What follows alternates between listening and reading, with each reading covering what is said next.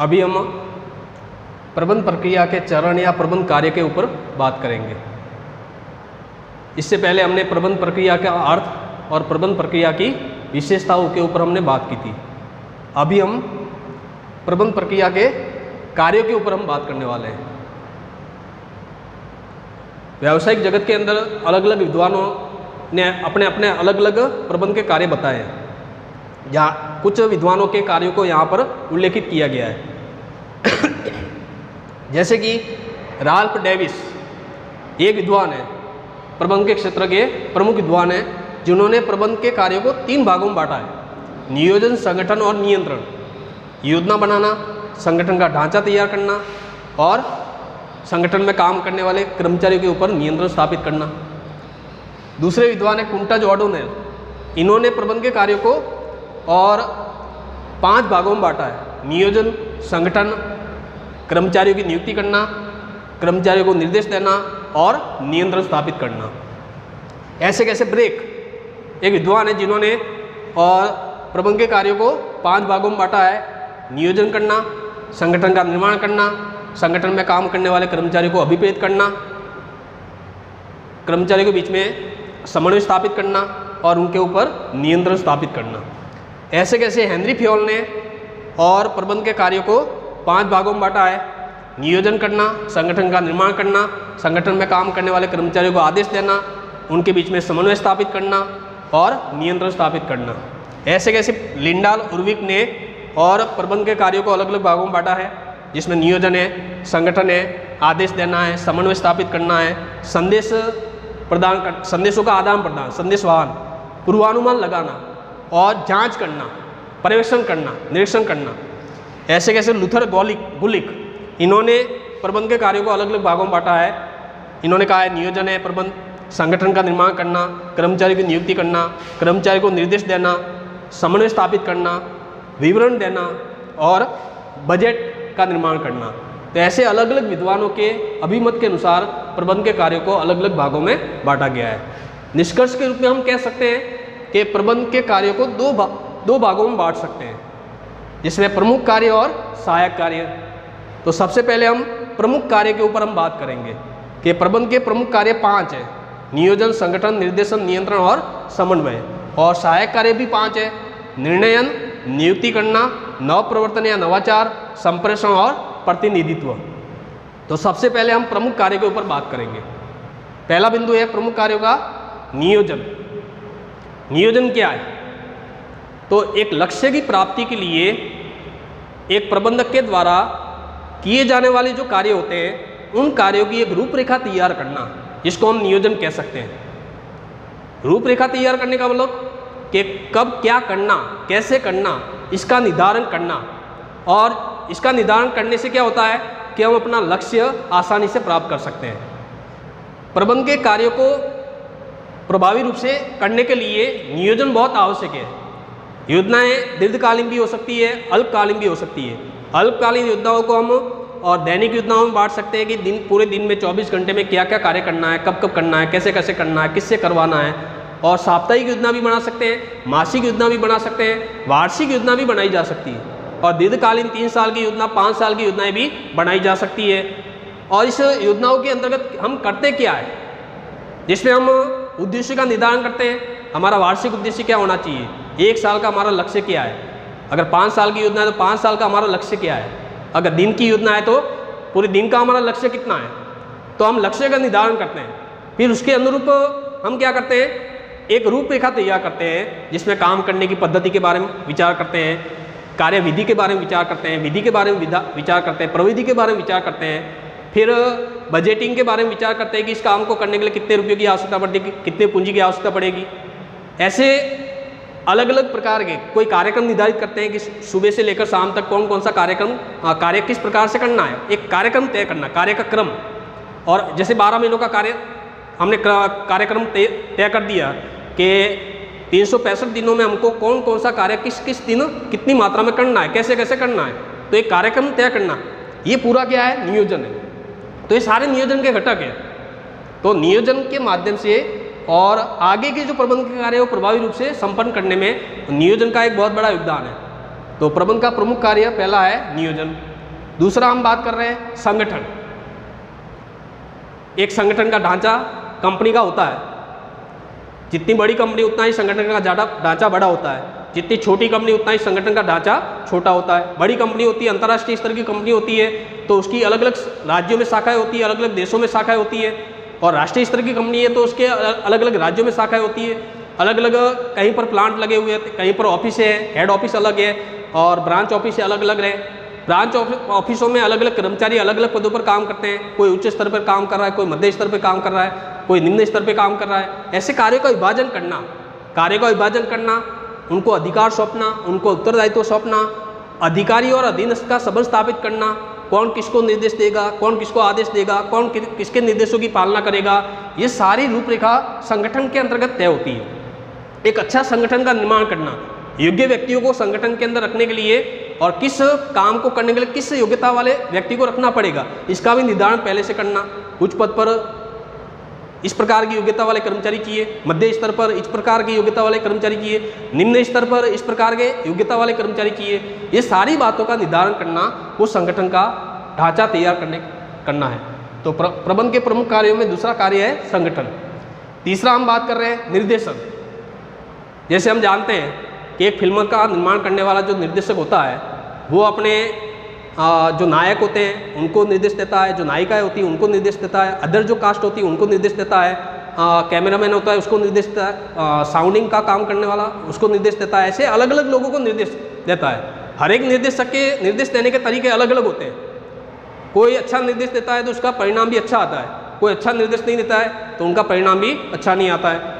आज हम देखते हैं कि देवदास जो उपन्यास है उसके ऊपर बहुत सारी फिल्में बनी हैं और उन फिल्मों में से सभी फिल्में सफल नहीं हुई है। तो वही फिल्में सफल हुई है जिसका निर्देशन प्रभावी तरीके से किया गया है। तो निर्देशन का मतलब कि अच्छी तरह से निर्देश देना, अच्छी तरह से उनके ऊपर देखरेख रखना, उनका पर्यवेक्षण करना, अच्छी तरह से उनको अभिप्रेरित करना, अच्छी तरह से उनको और सम्मानित करना, अच्छी तरह से उनको नेतृत्व प्रदान करना, ये सब कार्य किसके अंतर्गत आते हैं? निर्देशन के अंतर्गत आते हैं। जितना प्रभावी निर्देशन होगा, जितना प्रभावी आदेश होगा, जितना प्रभावी अभिप्रेरणा होगा, जितना प्रभावी नेतृत्व होगा, जितना प्रभावी और एक अच्छा संबंध स्थापित करने का कार्य किया जाएगा तो उतना ही अच्छा निर्देश संपन्न होगा। तो प्रबंध के प्रमुख कार्यों में तीसरा कार्य है निर्देशन।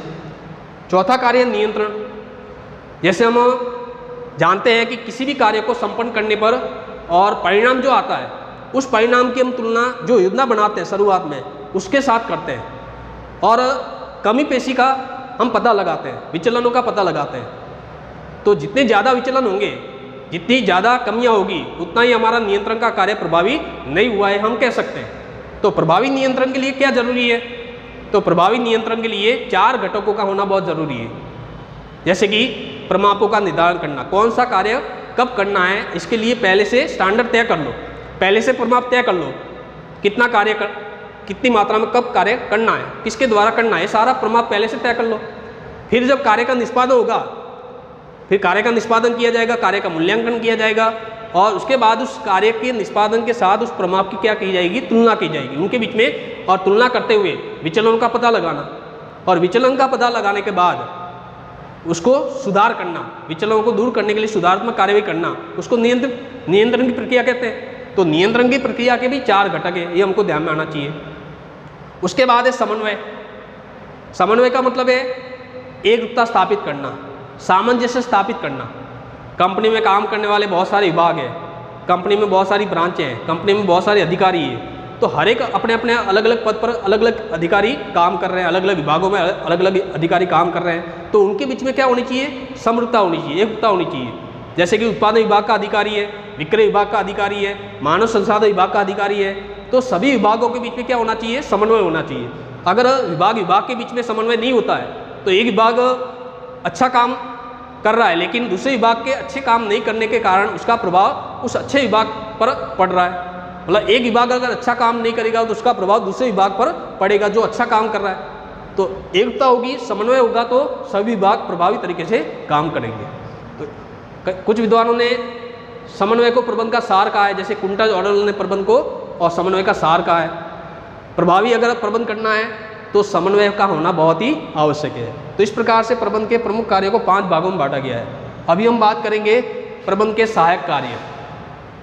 सहायक कार्य भी कितने हैं? 5 हैं। उसमें सबसे पहले निर्णयन, दूसरा है नियुक्ति करना, तीसरा है नवप्रवर्तन या नवाचार, चौथा है संप्रेषण और 5वां है प्रतिनिधित्व। तो सबसे पहले हम बात कर रहे हैं निर्णयन, मतलब कि निर्णय लेने की प्रक्रिया को ही निर्णयन कहा जाता है। और निर्णय लेना क्या है कि एक संगठन के अंदर एक प्रबंधक को हमेशा निर्णय लेने पड़ते हैं, डिसीजन लेना पड़ता है, और निर्णय अगर सही समय पर लिया गया हो तो उसका परिणाम भी अच्छा आएगा। और सही समय पर अगर निर्णय नहीं लिया जाता है और उसके बाद अगर कोई निर्णय लिया जाता है तो उसका परिणाम भी अच्छा नहीं आता है। तो परिणाम को प्रभावी बनाने के लिए, परिणाम को अच्छा प्राप्त करने के लिए हमको नियत समय में और सही ढंग से हमको विचार विमर्श करने के बाद तुरंत तीव्र गति से क्या लेना चाहिए? निर्णय लेना चाहिए। तो निर्णय एक प्रभावी प्रबंध के लिए बहुत ही आवश्यक प्रक्रिया माना गया है। बहुत सारे विकल्पों में से सर्वश्रेष्ठ विकल्प का चयन करना भी क्या है? निर्णयन है।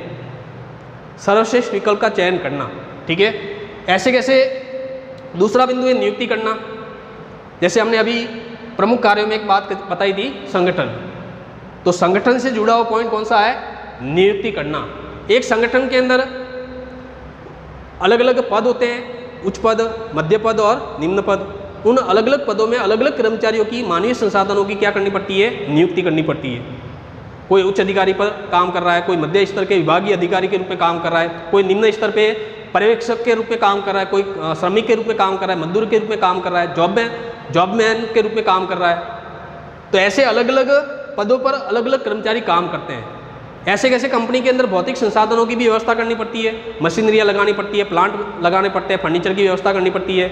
और ये संसाधन जो भौतिक और मानवीय संसाधन होते हैं, इसके बिना हम अपनी कंपनी के अंदर प्रबंध के कार्य को प्रभावी नहीं बना सकते हैं। इसलिए नियुक्ति का कार्य, जैसे कंपनी में योग्य कर्मचारियों को रखना, उनकी नियुक्ति करना, उनके लिए उनकी भर्ती करना, उनका चयन करना, उनके प्रशिक्षण की व्यवस्था करना, ये सब बिंदु किसके अंतर्गत आते हैं? नियुक्ति के अंतर्गत आते हैं। रिटायरमेंट होता है, पदोन्नति होती है, सारे कार्य किसके अंतर्गत आते हैं? नियुक्ति के अंतर्गत आते हैं। इसी तरह प्रबंध के सहायक कार्यों में तीसरा कार्य है नवप्रवर्तन या नवाचार। जैसे हम जानते हैं कि आज का समय सूचना तकनीक का युग है, टेक्नोलॉजी का युग, और प्रौद्योगिकी इतनी विकसित हो रही है कि नित्य नए बदलाव होते रहते हैं, नए नए बाजारों की खोज होती रहती है, नए नए प्रोडक्ट में नवाचार होते रहते हैं। नित्य नए प्रोडक्ट में बदलाव, चाहे उसकी गुणवत्ता के संदर्भ में हो, चाहे उसकी बनावट के संदर्भ में हो, चाहे उसकी संरचना के संदर्भ में हो। आज हम देखते हैं कि मोबाइल के क्षेत्र में देखते हैं तो मोबाइल के क्षेत्र में नए परिवर्तन होते रहते हैं। अगर हम 5 साल पहले के मोबाइल देखें और आज के मोबाइल देखें तो उसमें कई प्रकार का नवाचार है। तो ये नवाचार किसके कारण संभव होता है? तकनीक के कारण। तो एक प्रबंधक को तकनीक का ज्ञान होना बहुत आवश्यक है। एक प्रबंधक को अपनी कंपनी के अंदर और तकनीक का प्रयोग करना ही पड़ेगा, चाहे वो प्रोडक्शन के संदर्भ में हो, चाहे विक्रय के संदर्भ में नवाचार हो, चाहे वितरण के संदर्भ में नवाचार हो, चाहे एक संगठन के अंदर जो ऑफिशियल जो काम होते हैं उसके अंदर नवाचार हो। हर एक क्षेत्र के अंदर क्या करना पड़ेगा? नवाचार करना पड़ेगा। उसके बाद है सहायक कार्यों में चौथा कार्य है संप्रेषण। संप्रेषण का मतलब है संदेशों का आदान प्रदान, विचारों का आदान प्रदान, भावनाओं का, सूचनाओं का आदान प्रदान। और एक किसके बीच में आदान प्रदान होता है? तो उच्च स्तर के अधिकारी और अपने नीचे काम करने वाले जो अधीनस्थ होते हैं, या उससे नीचे काम करने वाले जो श्रमिक होते हैं, मजदूर होते हैं, उनके बीच में होने वाला क्या है? संदेशों का आदान प्रदान है। उच्च अधिकारी अपने नीचे काम करने वाले व्यक्तियों को आदेश निर्देश देते हैं, चाहे वो लिखित में दे चाहे मौखिक में दे। ऐसे कैसे सांकेतिक भी देते हैं। ऐसे कहते हैं नीचे वाले कर्मचारी क्या करते हैं? और अपने सुझाव देते हैं, अपनी राय देते हैं, अपनी समस्याओं को बताते हैं। तो इसके लिए एक अच्छी सूचना प्रणाली होनी चाहिए, एक अच्छी संप्रेषण प्रणाली होनी चाहिए। तो प्रबंध को प्रभावी बनाने में संप्रेषण का भी एक बहुत बड़ा योगदान है, जिससे कि हम अपने कर्मचारी और अधिकारियों के बीच में अच्छे संबंध स्थापित कर सकें। उनके बीच में किसी भी प्रकार का मन मुटाव, किसी भी प्रकार की भ्रम की स्थिति पैदा नहीं हो। इसके लिए संप्रेषण का होना बहुत अच्छा, संप्रेषण होना बहुत आवश्यक है। और सहायक कार्यों में अंतिम बिंदु हम देख रहे हैं प्रतिनिधित्व। एक कंपनी में काम करने वाला जो प्रबंधक होता है वो अपने कंपनी के प्रतिनिधि के रूप में और बाहर के लोगों के साथ संबंध स्थापित करता है। बाहर बहुत सारे एसोसिएशन बने हुए हैं, बहुत सारे ऐसे व्यावसायिक संगठन बने हुए हैं, दल बने हुए हैं। तो वहाँ पर अलग अलग प्रकार की मीटिंगों का आयोजन होता है।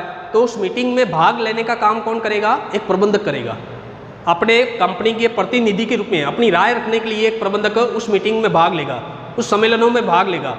सरकारी सम्मेलन होते हैं, व्यावसायिक सम्मेलन होते हैं, सभाएं होती है, तो उसके अंदर आपको जाना पड़ता है और अपनी कंपनी के प्रतिनिधि के रूप में वार्तालाप करने पड़ते हैं, अपनी समस्याओं को उनके सामने रखना पड़ता है, वो अपनी समस्या अपने सामने रखते हैं। तो इस प्रकार से एक प्रतिनिधि के रूप में और कंपनी के प्रबंधक को काम करना पड़ता है। इस प्रकार से प्रबंध के सहायक कार्यों को ये 5 भागों में बांटा गया है। तो इस प्रकार से प्रबंध के कार्यों को टोटल मिला के प्रमुख और सहायक ऐसे 10 कार्यों में बांटा गया है, और जिसके माध्यम से प्रबंध को हम प्रभावी रूप से समझ सकते हैं।